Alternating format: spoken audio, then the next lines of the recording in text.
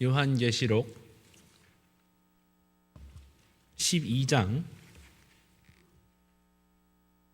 10절에서 11절 말씀.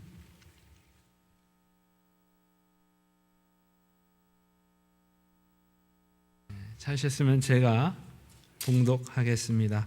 내가 또 들으니 하늘에 큰 음성이 있어 이르되 이제 우리 하나님의 구원과 능력과 나라와 또 그의 그리스도의 권세가 나타났으니 우리 형제들을 참소하던 자 곧 우리 하나님 앞에서 밤낮 참소하던 자가 쫓겨났고 또 우리 형제들이 어린 양의 피와 자기들이 증언하는 말씀으로써 그를 이겼으니 그들은 죽기까지 자기들의 생명을 아끼지 아니하였도다.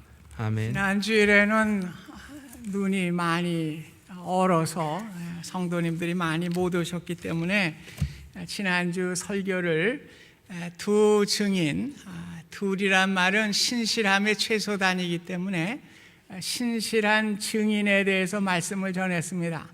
신실한 증인은 작은 책을 먹을 때에 입에서 달지만 배에선 썼습니다. 오늘 하나님의 말씀과 은혜는 우리에게 입에서 달지만은 그 말씀대로 실천하는 신실한 증인의 삶을 살게 될 때에 배에서 쓰게 되는 쉽지 않은 삶을 살아갈 수밖에 없다는 것을 말씀을 드렸습니다. 또 두 감람나무와 두 촛대도 같은 의미로 감람류를 성전에 공급을 하게 되는데 두 촛대는 교회죠. 교회에 자신의 헌신을 드리고 노력함을 통해서 오늘 성전에 불을 밝히는 이러한 헌신적인 신실한 증인의 삶, 이것을 함께 말씀을 드렸습니다. 오늘은 재앙 용이라고 하는 이 사탄의 세력을 통해서 교회와 성도의 싸움을 벌이게 되는데 결과는 교회와 성도가 승리하게 된다고 하는 말씀의 내용이 되겠습니다. 그래서 오늘의 말씀은 믿음의 승리자, 이렇게 제목을 잡았습니다. 12장에 들어가면 사탄의 우두머리라고 할 수 있는 용이 등장을 합니다. 또 아이를 뵌 여자가 등장을 합니다. 여자가 해산때가 돼서 아파서 부르짖게 될 때에 용은 7머리를 가졌고 뿔이 10개를 가졌습니다. 용은 7머리를 들이대면서 여자가 아이만 낳으면 그 아이를 삼키려고 여자 앞에 서 있는 것을 보게 됩니다. 여자가 아이를 낳게 되고 성경은 이 아이를 12장 5절에 이렇게 설명을 합니다. 여자가 아들을 낳으니 이는 장차 철창으로 만국을 다스릴 남자라. 그 아이를 하나님 앞과 그 보좌 앞으로 올려가더라. 아이의 정체성을 말씀해 주고 있습니다. 이 아이는 메시아 되시는 예수 그리스도이심을 말씀해 주고 있습니다. 용이 그 아이를 삼키려고 하게 될 때에 하늘에서 구출 작전이 일어나게 됩니다. 마치 지난 소말리아의 그 해적들에 의해서 한국의 선원들이 억류되었을 때에 아덴만 구출 작전을 펴서 그 선원들을 구출한 것과 마찬가지로 오늘 아이 되는 예수 그리스도를 구출하는 그 작전이 하늘로부터 시작되고 있습니다. 7절 이하에 자세하게 설명을 하고 있는데 아이가 출생하게 되자 하늘의 미가엘 천사장과 그의 천사들이 용, 즉 사단의 그 부하들과 함께 사단과 전투를 벌이게 됩니다.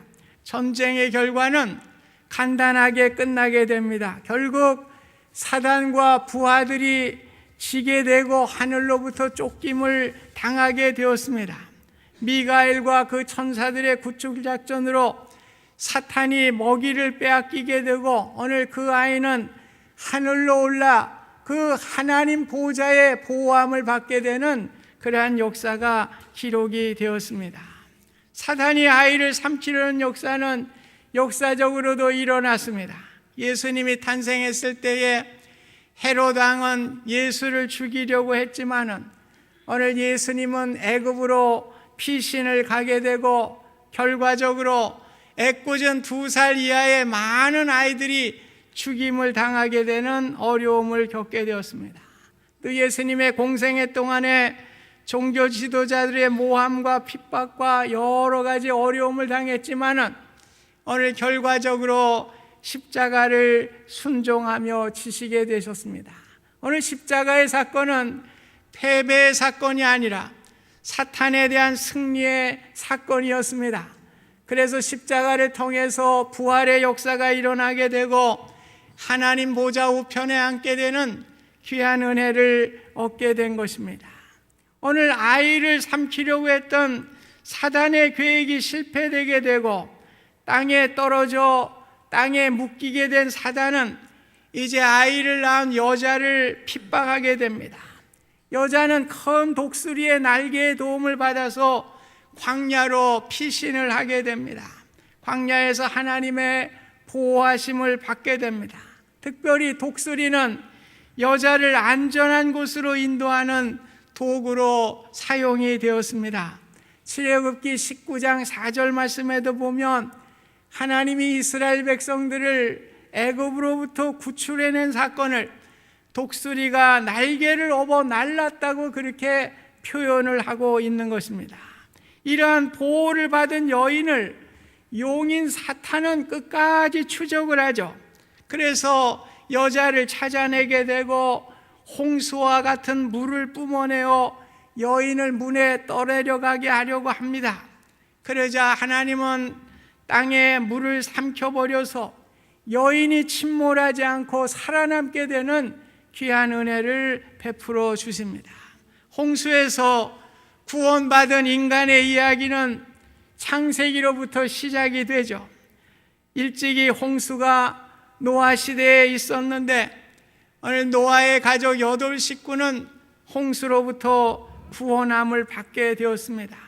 또 출애굽 당시에도 애굽의 군대들이 추격하게 될 때에 이스라엘 백성들이 홍해 앞에 몰게 되었습니다. 이제 홍해에 몰살시키려고 하였지만은 하나님은 홍해를 갈라주심을 통해서 물로부터 구원함을 얻게 되는 은혜를 허락해 주셨습니다. 여기서 아이를 낳은 여자는 누구입니까? 교회를 말씀하고 있는 것입니다. 여자에 대하여 12장 1절에 보면 그 발 아래에는 달이 있고 그 머리에는 12별의 관을 썼더라. 교회의 존귀성을 말할 수 없는 영광스러운 존재임을 우리에게 말씀해 주고 있는 것입니다. 교회는 참으로 귀한 것입니다. 교회는 예수님의 핏값으로 세운 교회이고 예수님의 몸이기 때문에 여러분 교회같이 귀한 것이 없는 것입니다. 오늘 교회를 우리가 잘 섬기고 교회를 통해서 하나님은 복음의 사역, 복음의 역사를 이루게 되는 것입니다. 그래서 존귀한 존재, 그 여자를 이렇게 표현을 하면서 교회를 상징하고 있는 것입니다. 결국 아이를 낳은 여자도 그가 삼키지 못하고 침몰시키지 못하게 될 때에 안갚음을 갚으려고 발악을 하게 되는 것이죠. 그래서 성경은 사단을 성난 사자로 그렇게 표현을 하고 있습니다. 그래서 이제 또 그 먹을 대상자를 찾게 됩니다. 12장 7절에 기록이 되어 있습니다. 용이 여자에게 분노하여 돌아가서 그 여자의 남은 자손 곧 하나님의 계명을 지키며 예수의 증거를 가진 자들과 더불어 싸우려고 바다 모래 위에 섰더라. 이제 여자 교회의 공격도 실패를 했어요. 이제 마지막 공격의 대상은 누구입니까? 하나님의 계명을 지키고 예수의 증거를 지키는 성도들에 대한 공격이 시작되게 되는 것입니다. 오늘 교회 성도들에 대한 공격은 13장에 나와 있어요. 그래서 이제는 자신이 직접 공격하는 것이 아니라 두 하수인을 사용을 하게 됩니다. 그 두 하수인이 바다에서 나온 짐승과 또 육지에서 나온 짐승, 그 두 짐승, 그 하수인을 이제 사용하게 되는 것입니다. 사단의 하수인인 먼저 바다에서 나온 짐승을 보니까 그 뿔이 열인데 그 뿔에 열 왕관이 있고 머리가 7이라고 이야기를 했습니다.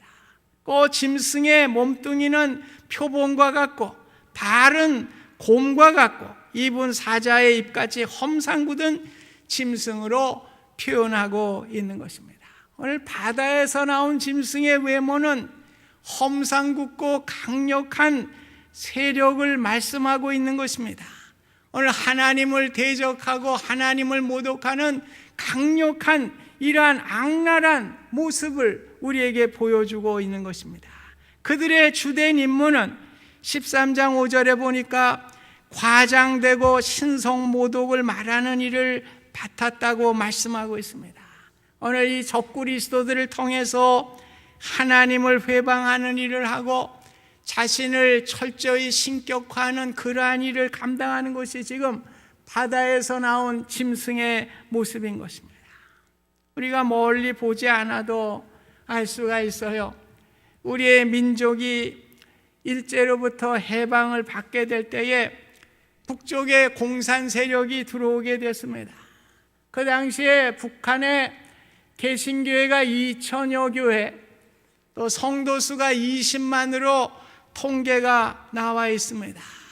오늘 그들을 학대하게 되고 공산 정권이 들어서서 45년 11월 3일에 총선을 치르게 되는데 주일날 총선을 치르게 됩니다. 왜냐하면 교회의 반응을 보고 주일 예배 때문에 총선에 참여하지 않는 성도들을 투옥하고 강제 노동과 탄압의 기회를 삼기 위해서 일부러 주일날 총선을 실시하게 되었습니다. 그 결과 많은 성도들이 옥살이를 하게 되고 어려움을 당하게 되고 후에 평양신학교 교장인 김인준 목사님은 순교의 자리에 가시게 됩니다. 많은 기독교인들이 순교와 고문과 투옥이 잇따르게 되었고 오늘 20만 개신교 성도들 가운데 많은 분들이 남한으로 탈출을 하였을 뿐만 아니라 그러나 그곳에 남아 있었던 많은 성도들이 공산당의 치하에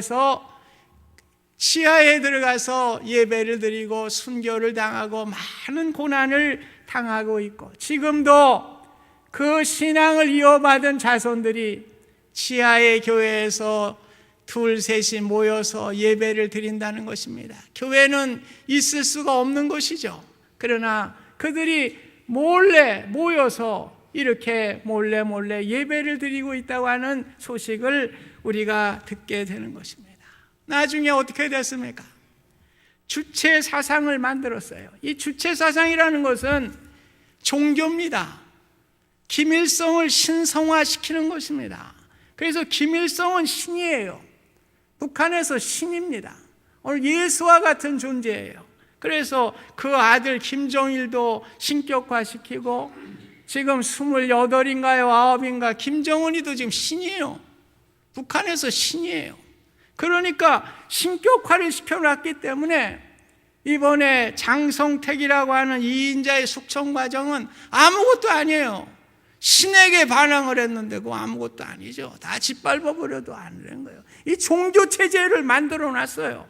그래서 오늘 이러한 세력들에 의해서 오늘 어려움을 당하게 되고 또 하나님의 백성들이 지하에서 예배를 드리는 어려움과 고난과 핍박을 당하게 되는 것입니다. 오늘 바다짐승의 난폭한 행위를 묘사한 다음에 13장 10절에 보면 사로잡혀 갈 자는 사로잡혀 갈 것이요 칼에 죽을 자는 마땅히 자기도 칼에 죽을 것이니 성도들의 인내와 믿음이 필요합니다. 오늘 북한에 대한 우리의 대처의 말씀이 여기 다 나와 있어요. 어떤 분들은 쳐들어가자 북진 통일해서 우리 평화롭게 아닙니다. 전쟁이 아니에요. 오늘 성경이 말씀하는 것은 성도들의 인내와 믿음이 필요합니다. 그렇게 말씀을 하고 있는 거예요. 오늘 죽음이 패배를 의미하지 않습니다. 오늘 우리의 믿음과 인내가 필요한 것입니다. 북한의 급변하는 사태를 바라보면서 우리는 영적으로 인내와 믿음을 가지고 기도하는 자리에 나가야 될 줄로 믿습니다. 오늘 사탄의 세력은 주님을 삼키려고 했으나 주님은 십자가의 일에서 승리를 거두셨고 하늘의 싸움에서도 하나님은 미가엘 천사장으로 하여금 승리케 하셨습니다. 하나님은 승리를 보장해 주셨기 때문에 어려움과 고난 가운데서도 믿음과 인내로 기도하며 나아갈 때에 하나님은 종국의 승리를 우리 성도들에게 이루어 주실 것입니다. 주님이 언젠가 승리케 해 주실 것을 믿고 오직 믿음과 인내로 기도하고 많은 피를 흘리지 않고 우리 민족이 하나님의 손에 의해 통일이 되어서 오늘 우리 민족의 퇴락한 많은 교회들이 다시금 재건되게 되고 우리 민족이 주님으로 하나 돼서 이 땅에 온 세상을 향하여 하나님의 복음의 사역을 잘 감당하는 축복된 민족으로 삼아 주실 줄 믿습니다. 오늘 그것을 위해서 우리가 기도하며 믿음으로 인내하며 오늘 하나님의 승리를 바라보며 소망하며 나아가야 할 것입니다. 오늘 사탄은 물에서 올라온 그 짐승, 이제 두 번째는 땅의 짐승을 통해 또 공격을 시작을 해요. 이 땅의 짐승의 모양을 보니까 어린 양과 같은 모습을 가지고 있습니다. 나약한 어린 양 같지만 두 뿔이 있고 용처럼 말하는 것을 보아서 간교하고 교활한 짐승임에 틀림이 없어요. 꼭 어린 양과 같이 예수님을 가장하고 오늘 그러나 간교하고 교활해서 거짓 예언을 하고 양처럼 가장하고 사람에게 접근하여 미혹하는 사탄의 영들을 말씀해 주고 있는 것입니다. 그래서 예수님도 마태복음 7장 15절에 보면 거짓 선지자들을 삼가라, 양의 옷을 입고 너희에게 나오나 속에는 노략질하는 일이라고 말씀을 하셨습니다. 이 짐승은 하늘에서 불을 내리는 기이한 행동도 하고 사람들로 하여금 짐승에 대한 경외감을 갖게 하고 동물의 신상에 생기를 부어넣어서 말을 하게 하는 미혹을 하게 됩니다. 그래서 이 미혹의 그 마귀도 기적과 이사를 행한다고 하는 것입니다. 그래서 예수님도 일찍이 말씀하셨어요. 마가복음 13장 21절에 보면 거짓 그리스도들과 거짓 선지자들이 일어나서 이적과 기사를 행하여 할 수만 있으면 택하신 자들을 미혹하려 하리라 말씀하고 있어요.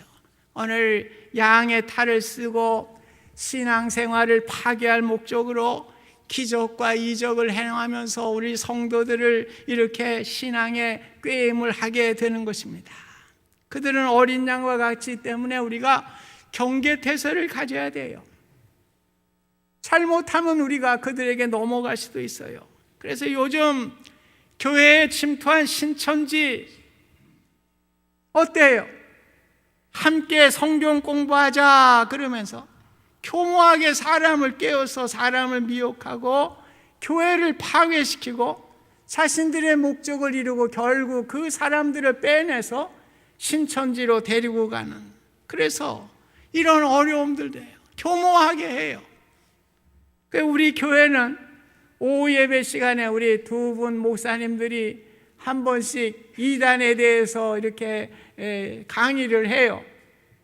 그래서 요즘에 일어나는 이단들에 대해서 하나하나 이렇게 뭐 자주는 못하지만 1년에 한 번은 돌아갈 수 있도록 이렇게 강의를 해서 여러분들에게 이 이단들의 잘못된 것들을 알게 하고 거기에 미혹되지 않도록 권면하고 있는 것입니다. 이러한 미혹하는 짐승은 하나님과 상관없이 유행을 타는 숫자를 많이 사용을 해요. 그래서 예수님을 자랑하고 나타내는 것이 아니라 인간을 나타내고 자신의 겉모양을 자랑하게 되는 것입니다. 사람들의 시선을 그리스도로부터 인간으로 돌리는 그러한 행위를 합니다. 그래서 오늘 이 숫자도 나오죠. 666. 여러분들이 제일 관심 많은 숫자예요. 666. 이것은 7이라고 하는 숫자에서 오늘 부족한 숫자입니다. 그래서 666이라고 하는 것은 777의 완전 숫자에 비교하면 실패, 최종 실패, 이런 의미를 갖고 있는 거예요. 절대로 여러분 666에 현혹되지 말아요. 많은 분들이 666에 대해서 문자적으로 풀어내려고 하고 퍼즐을 맞추려고 하고 그것을 해석하려고 하고 거기에 대한 호기심이 많이 있어요. 그래, 어떤 이들은 크레딧 카드라고도 하고 어떤 이들은 물건을 팔 때 쓰는 바코드라고도 하고 컴퓨터라고도 이야기하고 해석하려고 하고 이런 것이에요. 그래서 거기에 여러분 집착하지 마시기 바랍니다. 666은 아무것도 아니에요. 거기를 파고들 것도 아니고 집착할 일도 아닙니다. 즉 666은 결국에는 하나님의 세력에 의해서 질 수밖에 없는 실패, 이렇게만 우리가 이해하시면 돼요. 그러나 우리가 살고 있는 이 세상에는 666과 같은 짐승의 악의 세력이 세상 끝날까지 우리와 함께 하고 있다고 하는 것을 인식해야 하는 것입니다. 그러나 우리는 믿음으로 그들과 싸워서 승리자가 될 수 있는 것을 우리가 믿고, 여러분 666에 신경 쓰지 마세요. 그만 요즘도 666이 뭐예요, 목사님? 아무것도 아니요. 실패. 666은 우리 삶 속에서 일어나는 거, 같이 사탄들이 같이 동행하는 거예요. 뭘 거기에 자꾸만 쓸데없는데 자꾸 우리 목사님들 중에도 쓸데없는데 연구를, 쓸데없는 결론을 내리고 쓸데없는 가르침을 또 성도들에게 가지고 666, 지금도 666 아무것도 아니요. 잊어버려요. 결국 하나님에 의해서 실패하는 숫자, 그 상징적인 겁니다. 오늘 설교 말씀을 통해서 그들과 믿음을 가지고 승리자가 될 수 있는 것을 말씀해 주고 있습니다. 12장 11절 말씀에 보면 우리 형제들이 어린 양의 피와 자기들이 증언하는 말씀으로 그를 이겼으니 그들은 죽기까지 자기들의 생명을 아끼지 아니하였도다. 오늘 말세를 살아가는 우리들에게 사탄의 세력을 이길 수 있는 힘을 말씀해 주고 있는 거예요. 오늘 우리가 뭘로 이겨야 된다는 거예요? 주님의 보혈의 피로, 어린 양의 피로 우리가 이겨야 된다는 것입니다. 우리 주님의 보혈의 피로 우리를 구원해 주셨을 뿐만 아니라 사단의 권세와 싸울 수 있는 것은 오직 예수 그리스도의 보혈의 피밖에 없는 것입니다. 그 피를 의지하고 그 피에 씻김 받은 성도들은 사탄이 결코 이길 수가 없는 것입니다. 그래서 우리는 늘 보혈의 십자가를 붙들고 승리하는 저와 여러분들이 되실 수 있기를 주님의 이름으로 부탁드립니다. 출애굽 당시에도 이스라엘 백성들이 어린 양의 피를 문지방과 문설주에 발랐어요. 그래서 구원함을 얻게 됐고 애굽의 백성들은 저주를 받게 된 것입니다. 구원은 간단한 원리입니다. 십자가의 보혈의 피를 마음에 믿어 그 피를 내 마음에 바르면 구원함을 받고 능력을 얻게 되는 것입니다. 얼마나 큰 능력입니까? 오늘 보혈의 피를 발라서 저주의 천사가 넘어가게 되는 그 보혈의 피, 아무것도 아닌 것 같지만 거기에 능력이 있고 은혜가 있는 것입니다. 오늘 우리가 예수님을 믿는 것은 보혈의 피 때문에 그런 것입니다. 보혈의 피로 우리의 죄가 녹아지고 저주가 사라지게 된 것입니다. 오늘 십자가의 보혈로 인해서 우리가 변화받게 된 것입니다. 샘물과 같은 보혈이 우리 마음에 솟구치게 될 때에 우리는 제자들이 참으로 도망가는 자들이었지만 주님의 십자가 앞에 그들이 순교의 자리에까지 가게 되는 능력을 얻게 된 것입니다. 우리 찬송 268장 우리 1절 한번 같이 부르겠습니다. 죄에서 자유를 얻게 함은 보혈의 능력, 주의 능력, 시험을 이기고 승리하니 참 놀라운 능력이로다. 주의 보혈 능력이 있도다. 주의 피 믿으오. 주의 보혈 어린 양의 그 귀중한 피로다. 오늘 뭘로 이겨요?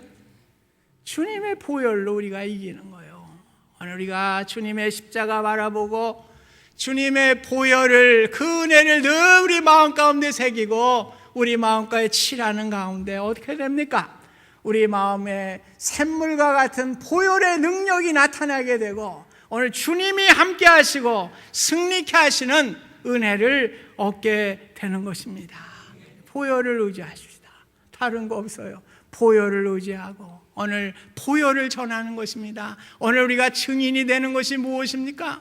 오늘 우리가 구원받는 것은 예수 그리스도의 보혈의 피밖에 없습니다. 예수 보혈의 피로 우리가 죄 사함을 받고 그를 믿음으로 구원함을 받습니다. 오늘 우리가 증거하는 것도 그거밖에 없는 거예요. 어린 양 보혈의 피로 우리가 구원함을 받았고 우리가 그 보혈의 피로 우리가 하나님과 함께 살 수 있는 천국을 얻게 되었습니다. 그거예요.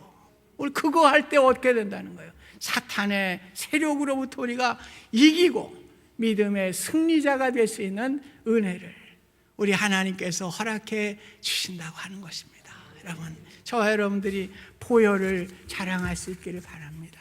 오늘 우리 그 마포 섬열 선교사라는 분이 계셔요. 그분이 보혈의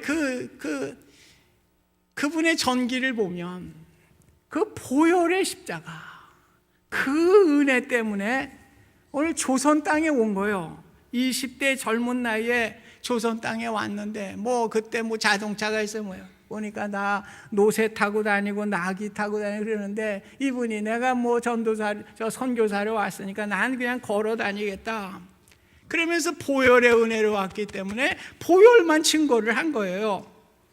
그래 다니면서 여인 속에 들어가니까 아궁이에 익숙치가 않아가지고 그거 보니까 아궁이에 불을 뜨끈뜨끈 뗐는데 그러면 아마 팬츠를 벗으셨는지 어쩐지 엉덩이가 다 타버린 거예요. 그리고 방이 좁아서 발이 밖으로 막 튀고 나가요. 모기가 물고 벌레들에게 물리기도 하고 또 주민들에게 오해와 박해가 큰하면 오늘 보혈의 십자가를 의지하고 그러면서도 끝까지 주님의 그 일을 감당하게 될 때에 또 이기풍이라고 하는 사람에게는 어떻게 했습니까? 돌에 맞아가지고 이마가 깨지고 말이에요. 그러는 가운데서도 주님의 보혈의 십자가의 은혜를 전하면서 그는 어느 곳에 가든지 작은 방이 되든지 예배처소를 만들고 예배당을 만들게 되고 그분이 한국교회 1,000교회를 은퇴할 때까지 1,000교회를 개척하신 분입니다. 놀랍지 않아요? 놀라지도 않아요. 놀라지 않아요? 1,000교회. 왜 그래요? 보혈의 능력 때문에, 보혈의 은혜 때문에 오늘 그 일을 감당했습니다. 오늘 대강절 예수님의 오심을 기다리는 절기입니다. 소망과 위로로 우리가 예수님을 맞이할 뿐만 아니라 우리의 신앙을 재충전하는 기간이기도 해요. 오늘 이 대강절에 저와 여러분들이 예수 그리스도의 보혈의 피로 우리의 신앙이 재충전됐을 수 있기를 바랍니다. 오직 예수 그리스도의 십자가 보혈만을 자랑하고 그것만을 증거하는 우리의 귀한 삶이 되실 수 있기를 주님의 이름으로 축복드립니다. 감사하신 하나님, 참으로 사탄의 세력들이 우리를 넘어뜨리려 하지만은 예수 그리스도의 보혈의 피로 구원함을 받았고 예수 그리스도의 보혈을 늘 우리 마음 가운데 적시며 샘물과 같은 보혈의 은혜가 우리 가운데 넘쳐나서 오직 예수 그리스도의 보혈을 증거하는 우리의 삶이 될 수 있도록 축복하여 주시옵소서. 예수님의 이름으로 기도하옵나이다. 아멘.